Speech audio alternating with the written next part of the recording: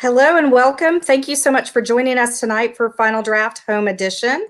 My name is Talia White, and we're so glad that you joined us. I am with the Library Foundation, and this is our 6th episode of Final Draft. I hope that you've had a chance to pick up a growler and a bite to eat from our partner, Town Brewing. That is our location when we are not under quarantine, and we hope to be back there soon, but I'm hoping that you'll support them while we are all at home.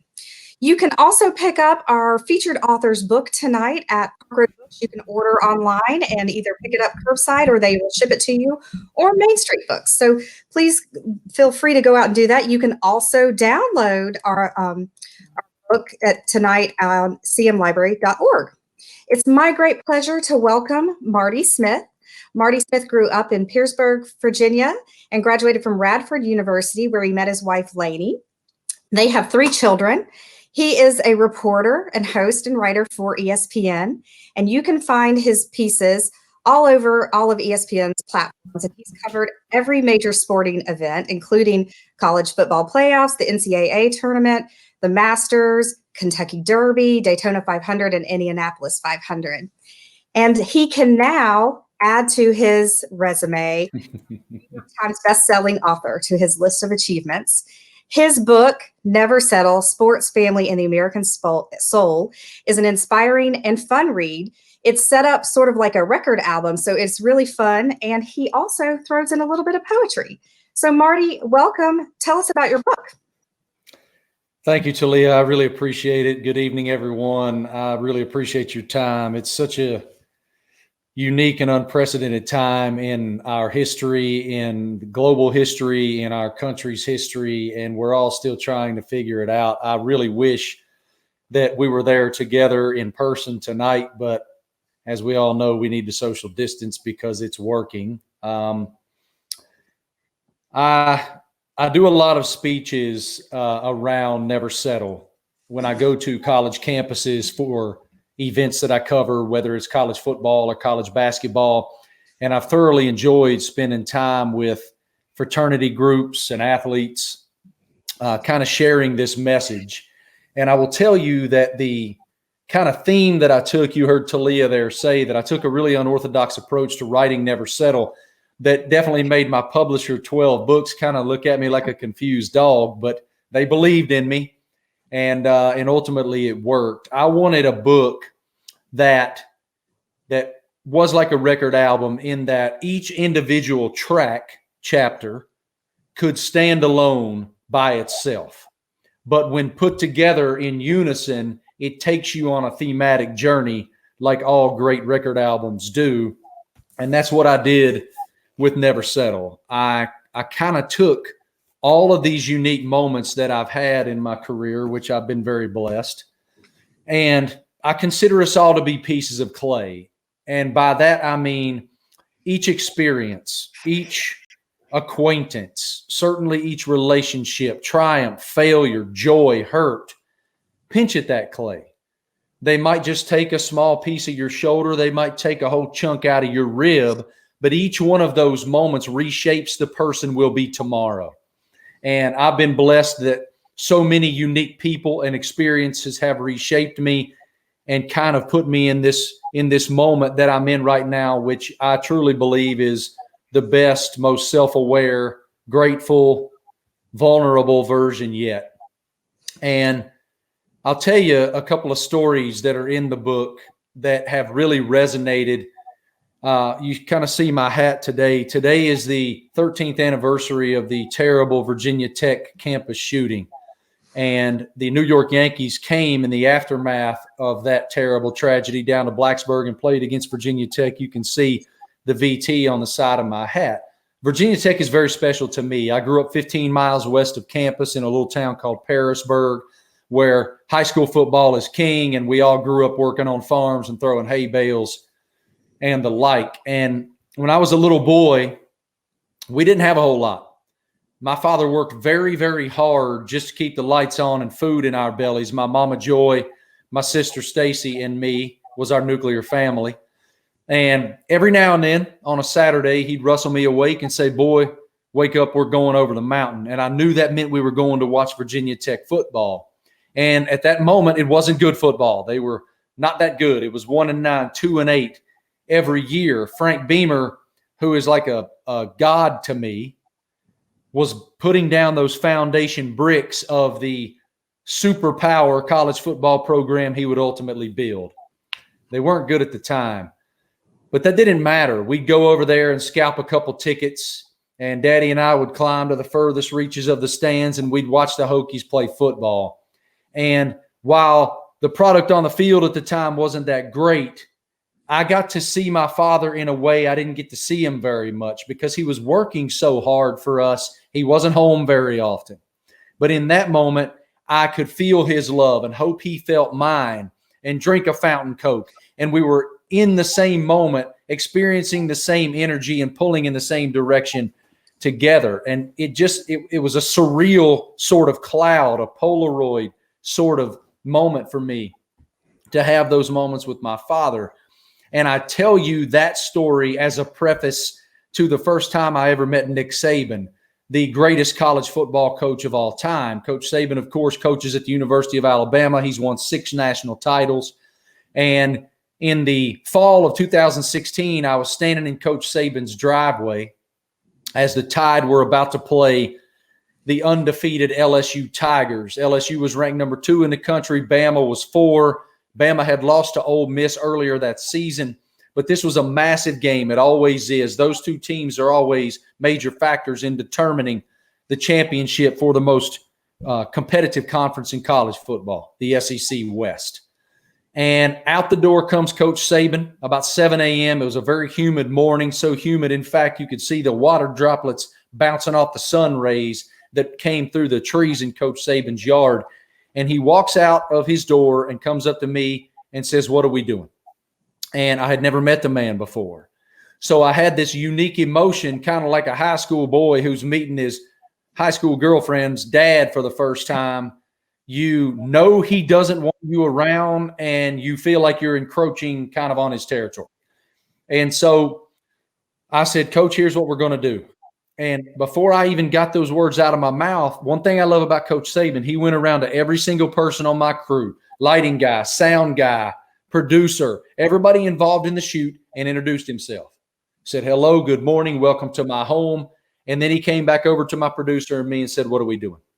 We explained that I would get in the car with him and I would ask him questions on the drive to work. There would be a sound pack that captured our audio in the back seat. Other than that, nothing else was in the car but Nick Saban and me. Now, off we go. And the interview went swimmingly. I mean, just unbelievably well, beyond what I expected. I felt like it would go. I felt like I was prepared for it, but I still had some nerves. This is Nick Saban, man. And so as the interview finished up, we only had driven for 5 minutes of the 15 minutes of his ride to work. So we still have the balance, 10 to 15 minutes left over. And so I tell him, "Coach, the camera's off. Microphones are turned down. All good." And so we're sitting at a red light, and he hits me on the leg and asks me where I'm from. And I tell him, Blacksburg, Virginia, 15 miles west. And it was in that moment that Frank Beamer it was that transitionary moment where Coach Beamer was going to be leaving the program and they were going to be looking for a new coach. That intersection between the reverence of what was built and it's time. The sport's kind of passed you by. We need new blood.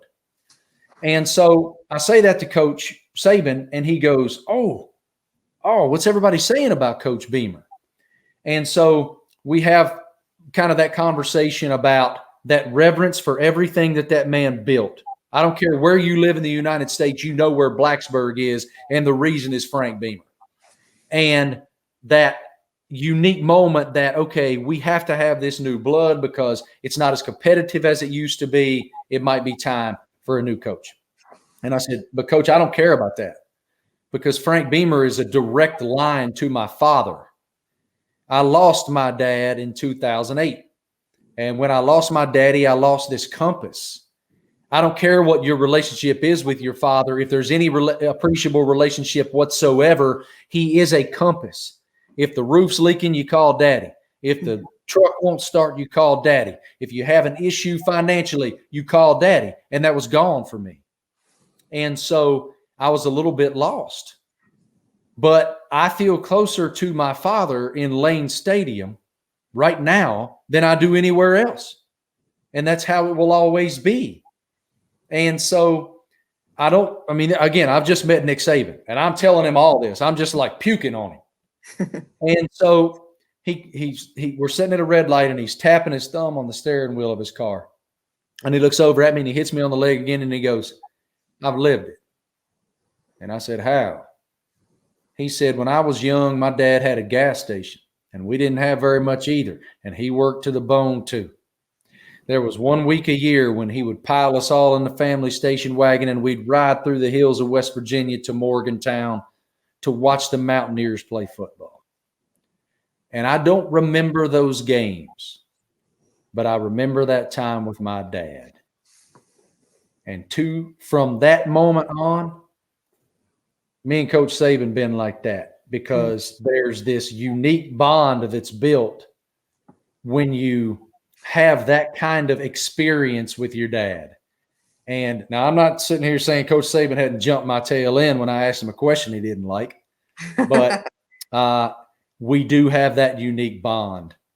And I'll tell you, Talia, one thing about this book that has surprised me, when I put it out there for the world, I expected people to think, "Oh, that was neat that he had that moment with Nick Saban, or he had that moment with Tiger Woods, or he had that moment with Cristiano Ronaldo, the soccer icon." That is not at all the energy that's come back to me. It is the way that I champion my wife, Lainie, and everything that she does so selflessly for our family every day. It is the vulnerability in writing about my parents, whom I lost entirely too young, and the complicated relationship that I had with my dad, and losing my mom when I was barely even a man. That's what's come back to me because it's so relatable. And I'll tell you this too. I have many friends who are country music artists, including my buddy Eric Church. I know a lot of you guys are probably country music fans. Eric's a great dear friend of mine, and he wrote the foreword for me, which is beautiful, by the way. I ugly cried and belly laughed at it.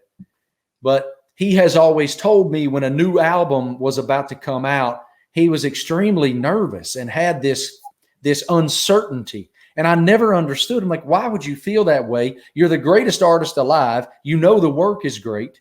Why? Here's why. He's always told me that anything worth its salt is vulnerable. And that is accurate. And if nothing else, this book is vulnerable.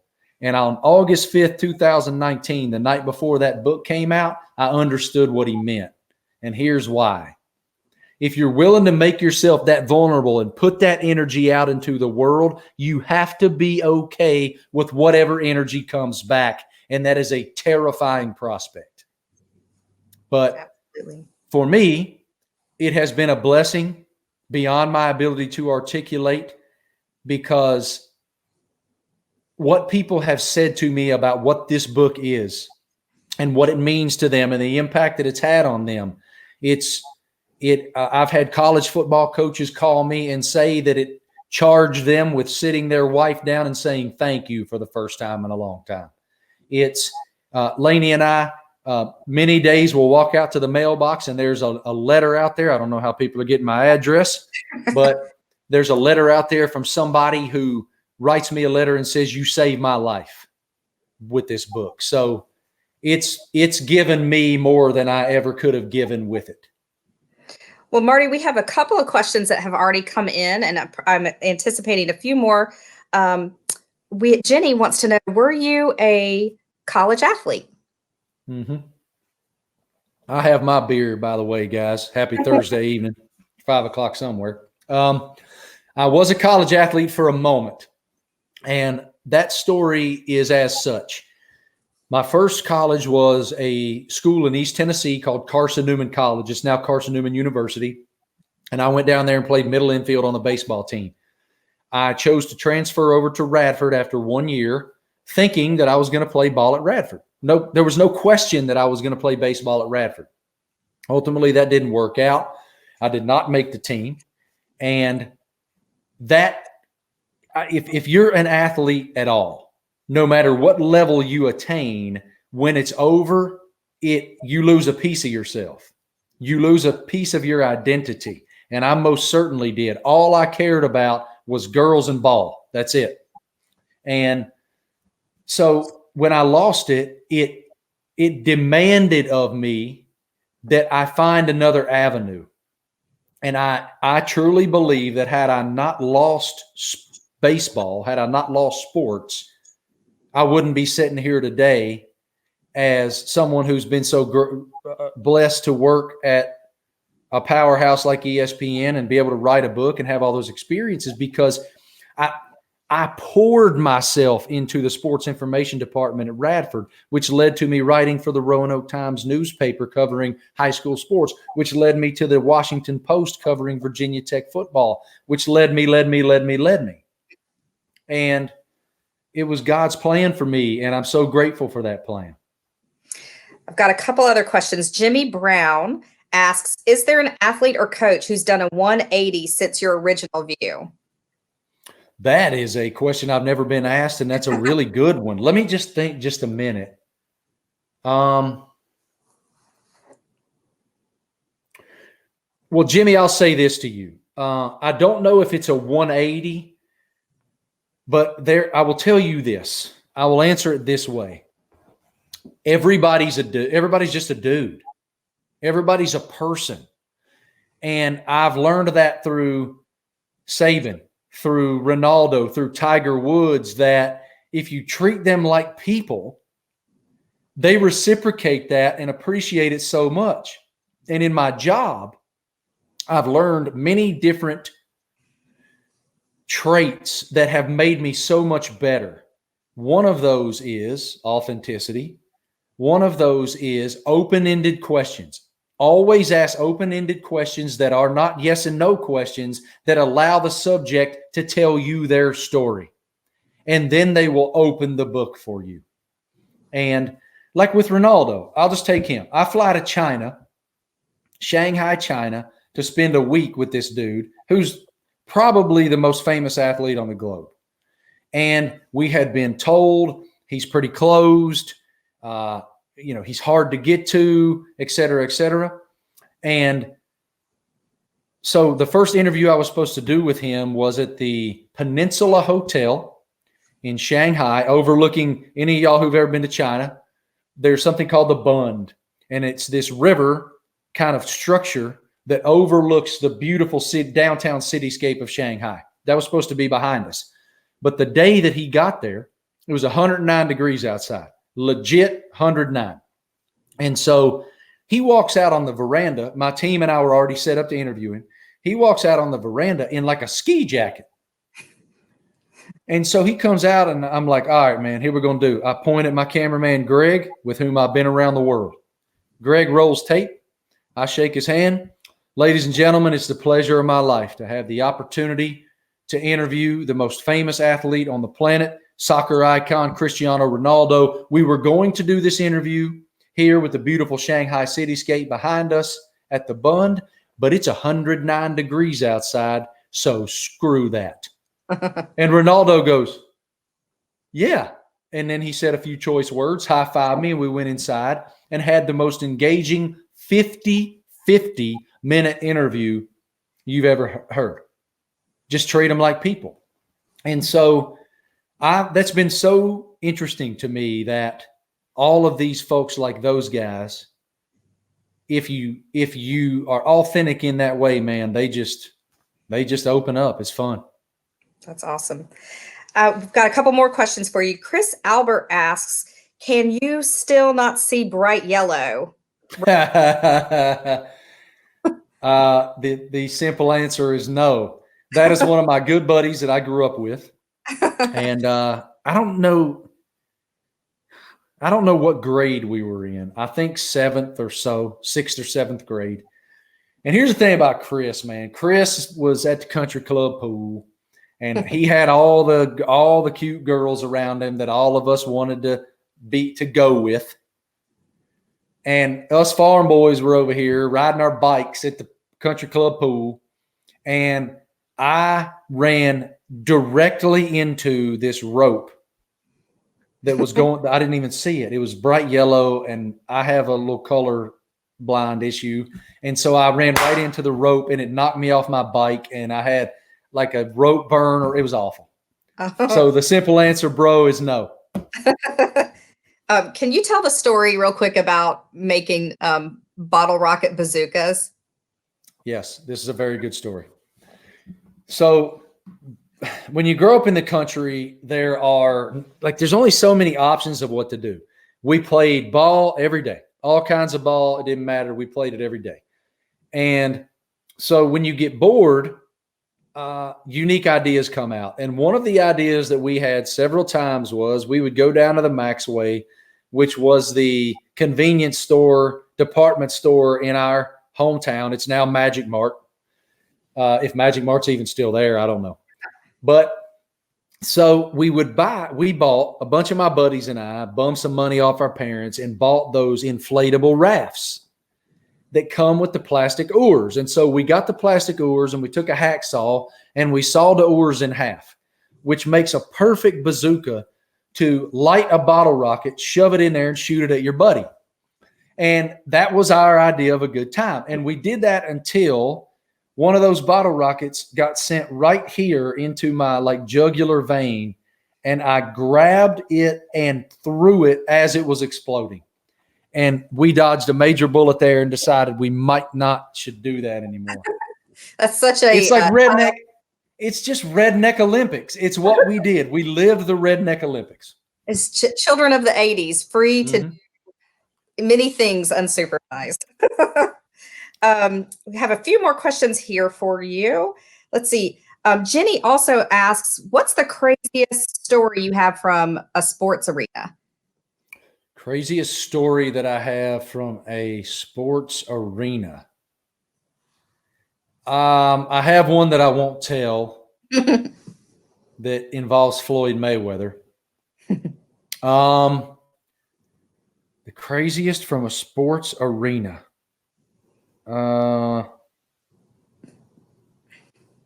There has to be a good one. Let's do the next one and let me stew on that a minute. I don't want to waste time. All right. Let's see. Karen says, how is spending time without sports? It stinks. Are you watching the NASCAR when they race each other online? I am. That's a great story, Karen. A question, Karen.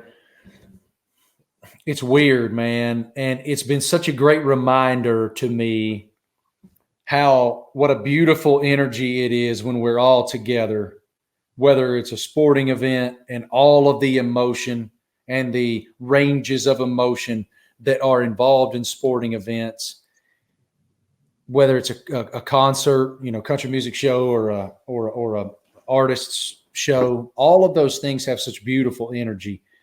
And back to Eric, what I don't know if you guys saw, the ACM awards were canceled and or postponed in Las Vegas. And so what CBS did was they asked each artist to produce a video playing a song from their home on their phone.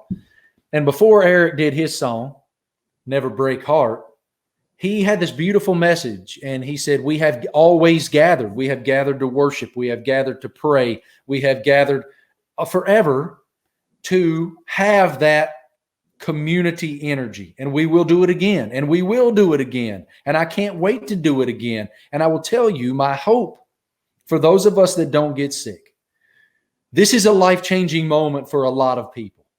People are dying. This is a horrible virus. And for those of us who are healthy and are quarantining, keeping our distance from other people and emerge from this thing unscathed, I hope that we walk out the front door again with a greater perspective for our freedoms, for the opportunity to walk out the door every day and go and do and be whatever we want to be. That is an unbelievable blessing. And I do hope that it gives us new perspective. It certainly has given me that. And you will never see, look, there's a lot of better reporters than me. There's certainly better people, better looking people than me. but there's never going to be anybody who has more passion or works harder. I've made a career on it. And that will go to a whole other plane when this thing's over, because it's such a reminder of how wonderful it is that I get to have this job. Yeah, that's great. We've got a couple more questions for you. Greg Morin asks, which Redneck Olympic sport would you dominate? All of them. He knows that. That's another one of my best friends. He knows that I dominate all Redneck Olympic sports, including beer chugging, and he does not want none. By the way, let me just say this. I have not succumbed yet to my wife cutting my hair during quarantine. Okay? It's coming. If I took this hat off, it's like a chia pet. It pops out like that. Like Beaker. Remember Beaker? From Jimmy Brown says, let the faux hawk loose. Remember Beaker from the Muppets? That's what I got going on right now. Do you have one of those Flobies, that vacuum? I need a Flobie. That's what you need. Although I think my hair is so thick, it might bind the Flobie up. I don't know. Anyway, Morin's wife, Holly, cut his hair, and I've not seen the finished product yet, but I imagine it's probably a spectacle. I bet so. Jimmy Brown asks, which wrestler most embodies you in your career? Ric Flair, baby. And anybody who's seen the 30 for 30 on Nature Boy saw this line that I had in that. When I was a kid, there were two different types of wrestling when I was a kid. There was the Hulk Hogan side and there was the Ric Flair side. And I just said, where I'm from, we didn't feel Hulk Hogan. We felt Ric Flair. And that's another one of those people that it's so surreal to me that I've been able to build a relationship with. Ric Flair, man, he's the Nature Boy. It's definitely Ric Flair. That's awesome. Woo! Mark Kitty says, what do you think about Kyle Larson's comment and suspension? Or Mark Putney, sorry. Yep. Extremely unfortunate and unacceptable, deplorable word. It is unacceptable in every way. It is arguably the most hurtful word in our language. And I've been around Kyle a lot, covered him for a long time. I really like him. My experience with him has been great. And I also believe in redemption.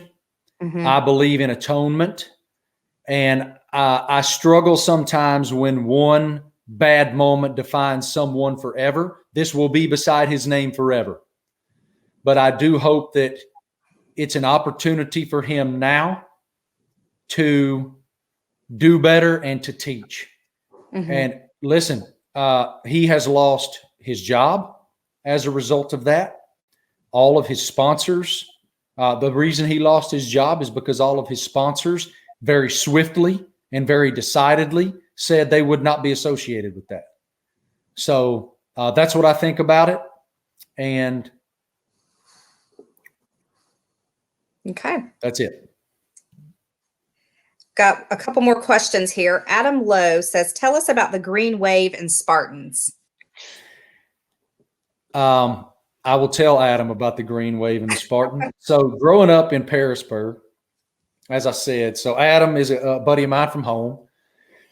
And he went to my rival high school. I went to a high school called Giles High School, and Adam went to Naras High School, and they are the Green Wave, and we are the Spartans. And it is one of those Friday Night Lights type of rivalries where I'm from, and in the era that I did it, I do think it's changed a bit now, but in the era that I grew up there, it was a religious experience. It was the number one social event of the week. If you wanted to rob anybody in the town, do it on Friday night because everybody's at the game and we all left our doors open. And, you know, you have the plate glass windows in the store that have our names and numbers in shoe polish. We didn't pay for blizzards at the Dairy Queen or haircuts down at the barbershop. We were in a lot of ways celebrities, and that is not hyperbole. I mean it. We were heroes to the young kids, and those guys, when I was a kid, they were my heroes. Kyle Cunningham was one of my heroes. He's an older player than me. And I look back on it now, And I remember a very distinct moment where my position coach was a guy named Jeff Williams, and he is now the head coach at my high school. And Coach Williams, I was the holder for the field goals and extra points. And my teammate Maurice Milton was our kicker, and we were going through the final preparations for the game that week. And the last thing we did was special teams. And so I'm sitting there and we're taking these snaps and I'm putting the ball down and Maurice is kicking the ball and I'm grumbling. I'm just being a punk. And coach comes over and he says, you need to shut up. He said, you need to stop it. There's going to come a day when you would give anything to be back here one more time. And of course I rolled my eyes and laughed it off, but you know what? He's right. I think every single person, high school football is a very unique learning platform.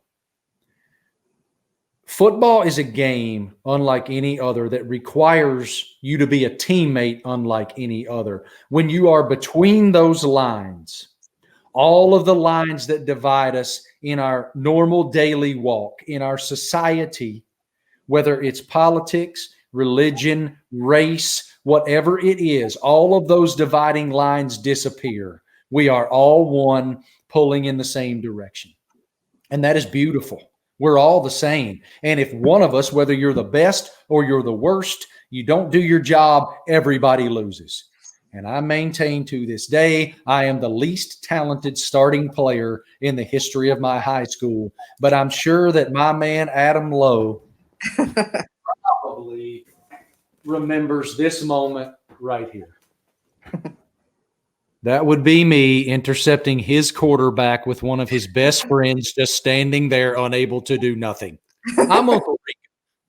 Talia, I'm Uncle Rico, man. I'm Buddy Garrity from Friday Night Lights. I'll never graduate. Look, I have a high school football photo in my office still. I love it. I love it. What advice? This is, such a kooky year, especially for students that are getting ready to graduate from either college or high school. What advice would you give them? I just did a Zoom thing with a buddy of mine that is one of the communications directors for NASCAR. And he also teaches a class at Wake Forest. And he asked me a couple nights ago to do this type of thing with his students. And I don't envy them at all. I don't envy them on a lot of levels. It's a very difficult time even to be a young person trying to find a job in this world. But what I tell them is this, especially in this moment where you can't be together, you may not have your graduation, most likely won't have your physical graduation. As soon as you can, get real world experience. And especially in the world of media, which is where I live, I think there's a lot of opportunity right now because of stuff like this. There's all of these avenues to engage with corporations or teams or outlets or whatnot. I mean, there are, you name it, Celebrity X is on this thing every night. Every night somebody is doing something. Look, my boy Luke Combs is playing country music songs, or Tom Brady is doing this, or Kevin Durant is doing that. Yeah. Jump in those. Ask questions. Wear them out. And it's just, normally my answer to that is twofold. I think like the bottom line foundation of this book, Never Settle, is that I truly believe in a world of so many uncontrollables. I think we control three things every single day. We control kindness, we control effort, and we control passion. If you are kind to other people, and if you work as hard as you can and give every last ounce of everything you got, and you do it with an undeniable positive energy you cannot lose. I sit here as proof. I have made a career off of effort and passion and being nice to other people. And you know what? Damn it, that ain't too hard. That's not hard. And there's one other factor that I believe separates you from everybody else, and that would be the handwritten letter. In a world of 280 characters and everybody hiding behind this thing all the time, if you Go spend $4.99 and you get yourself some stationery that has your name on top of it. It don't have to be fancy. And somebody does something nice for you or caring for you or teaches you something that you carry with you, sit down and write them a letter, because that 2 minutes of your time buys you forever in their soul. I probably write, I can't even begin to tell you how many I've written. And I'm telling you, it works. Do it. Yeah, it does work. One last question for you, Marty. What is your library story? Oh, man, my library story? Is there like a certain criteria I should know? No, any criteria. And I don't know if you grew up going to the library or used the decimal system, man. I'm so old we had the Dewey Decimal System. and the card ones you pull out. I think I'll tell you what my library story is, and this may be a bit opaque. Okay. In high school, I had a buddy, Shannon Miller, and his mother was kind of the high school library curator.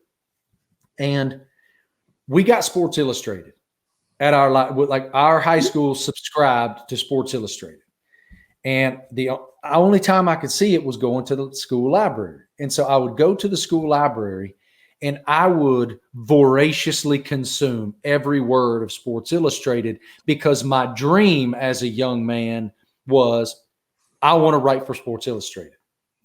And I think that the life that those words gave me and the access that the library gave me to those words was in a lot of ways very dynamic for me. I'll tell you a quick story about that Sports Illustrated thing. When I was my first year at Radford University, I had a professor named Roland Lazenby. And Roland was a high school classmate of my mother. And I didn't know kind of what Roland's story was. He taught me, I had him for Public Relations 101 or something.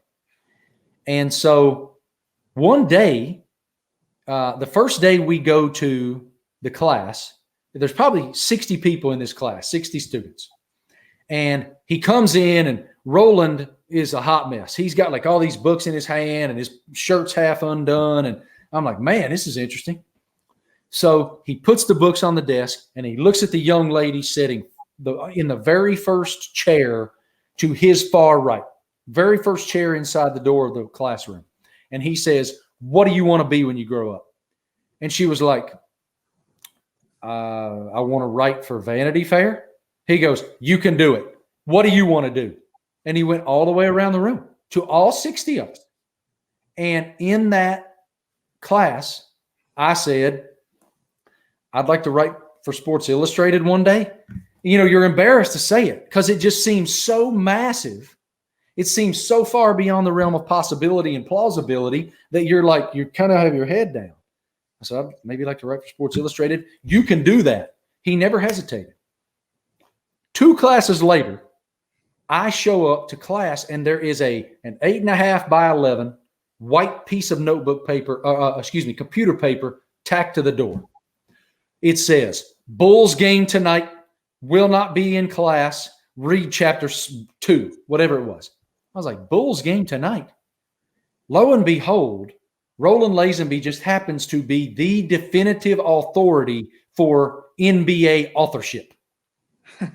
He has written the definitive Michael Jordan biography. I think it's in countless languages now in print. He wrote the Kobe Bryant book, like a writing god. I had no idea.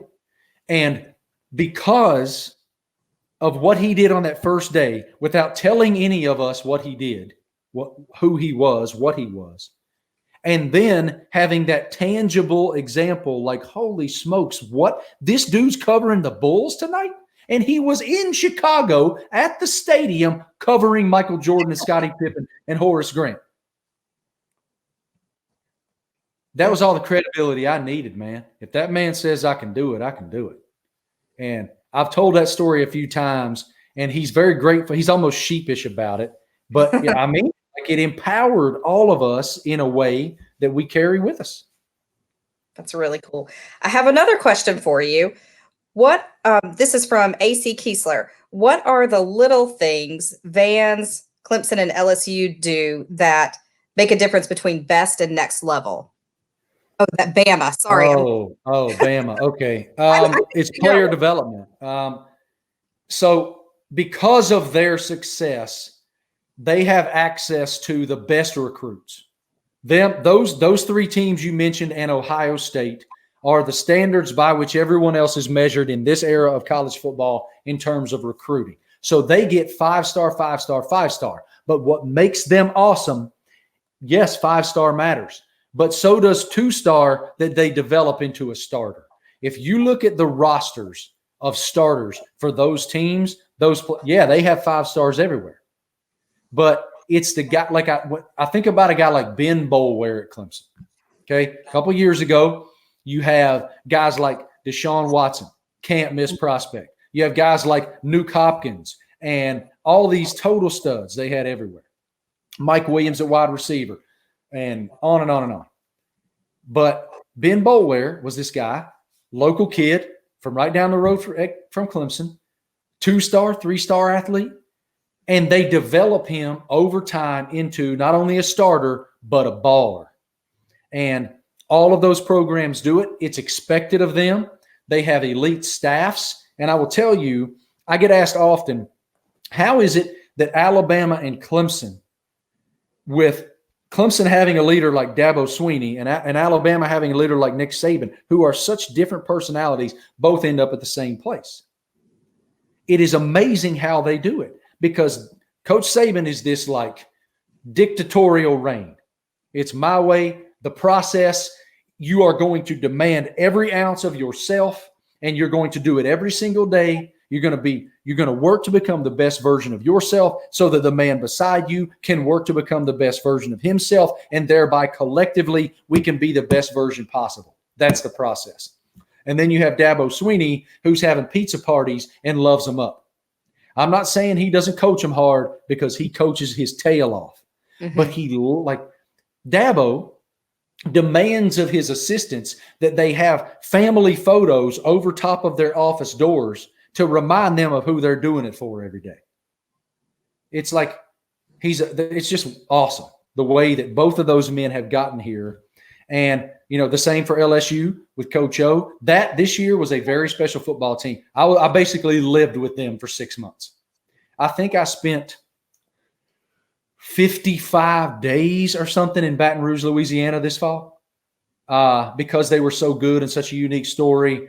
And they have a lot of 5-stars. But you look at Joe Burrow. Joe Burrow, when he got to campus, nobody heard of Joe Burrow. I had spent time with him at Ohio State, so I had a good idea that he was a pretty good player. Anybody who tells you he was a Heisman Trophy winner is lying to you.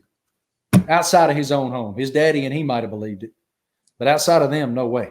So I love the sport. I love getting to be around these teams so much and knowing them as people. And I talked about Deshaun Watson. Mm-hmm. Deshaun's like a son. I am so proud of the person he is. Yeah.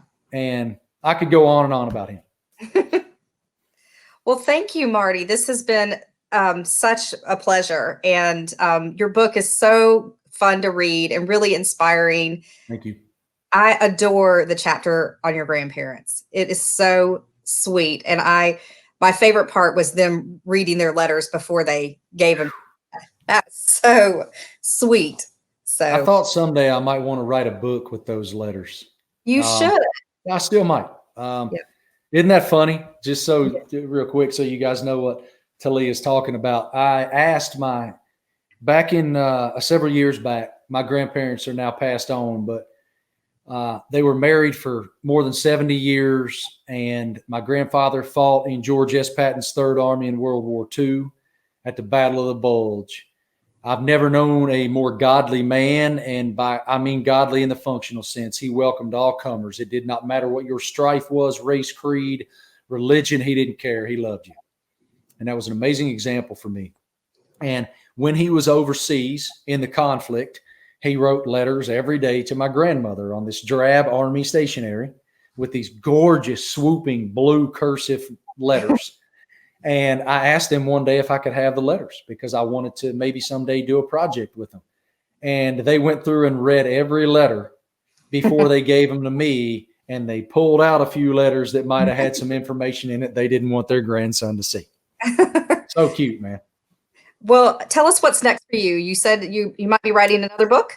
I have started the process of my second book, which the interviews I've done already. I don't want to get too deep in it. Haven't even told my publisher yet. I do think they're going to like it very much, though. The interviews I've done already, I will say, are with multiple national championship winning coaches of the highest esteem in their fields, in their respective sports and universally. And I think that this book and this project have tremendous, tremendous potential. I've learned so much from interviewing these folks already. I have many more interviews to go. And then there's the writing process, which the writing process is something. Writing never settle. I was very naive, Talia. I thought, that's no problem. I'll write it on the road. That way I won't take away from my family time. When I get done with work, I'll just go back to the hotel and write. Let me tell you something. That was stupid. The last thing you want to do after spending 15 hours interviewing people and being on TV and covering games is go back to the hotel and pound keys. But we made it work, baby. We made it work. Well, it's a great book. I also want to mention that people can listen to it. You're the narrator for your book. And so if people would like to download it on Audible, that it is available there as well.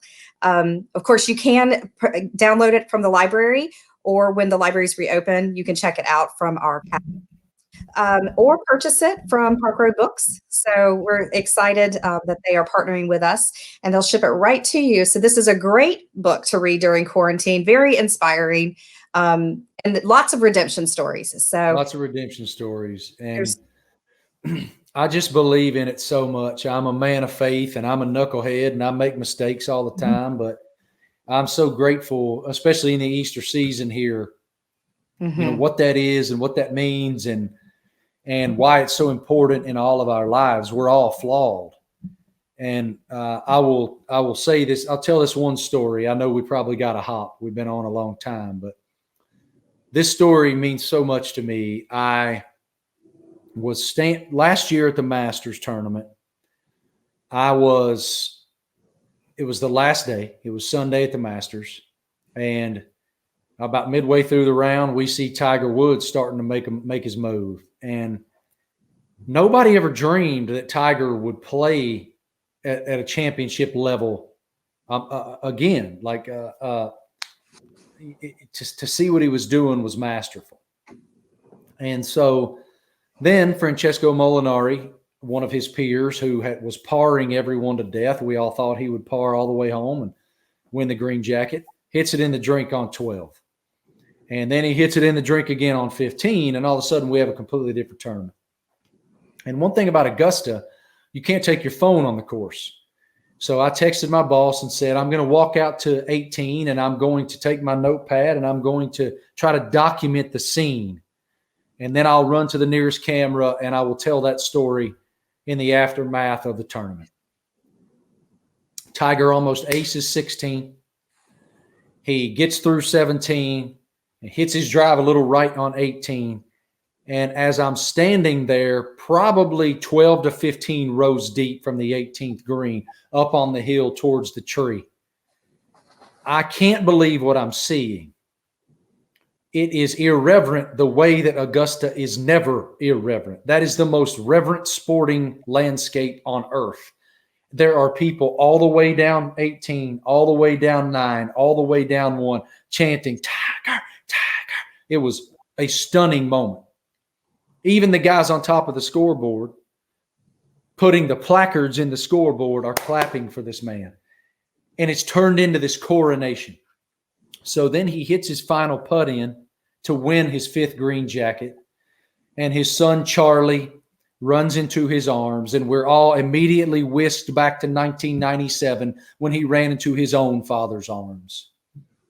And he starts to make his way to sign his card. And all of the former champions And all of the young stars of today's game, Xander Schauffele, Justin Thomas, Brooks Koepka, Tony Finau, you name it, they're all there. Molinari, they're all there. Because this is the man in so many cases who inspired them to play the game in the first place. And I'm feverishly writing this as hard and fast as I can go, illegibly. And I get tugged on the sleeve. And I turned to my right, and there's a gentleman there, and he says, Marty, we need a minute of your time if you can spare it.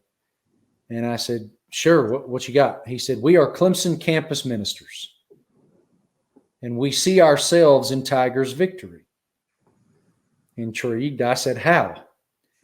And he said, we are all capable of big mistakes, but we're also all afforded the opportunity at redemption.